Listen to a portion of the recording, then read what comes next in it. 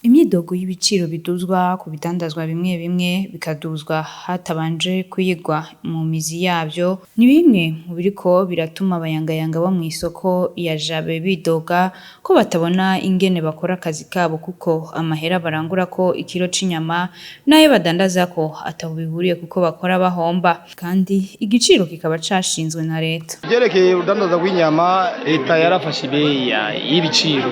Ibeyi turangura twebwe ibeyi iri hejuru macuniro.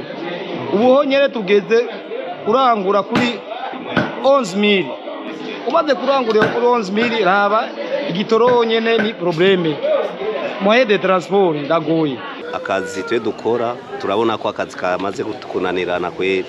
Ya leta idusaba ko twebwe dushobora kudandaza 10,000 na 11 ariko twe tukabona ko tugeramiwe sana.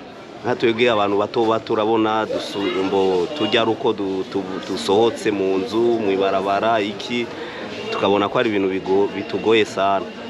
Mbo kindi naco ahantu twebwe toba dukuriza inyama ahantu toba tuzirangurira na kuri abattoir tukaba tuyirangura ikiro 10,500 10,600 mpaka kuri 11 zirashika no kuri 11. Kumva rero tukabona ko twebwe akazi kiwacu ko bumenga kariko karafa.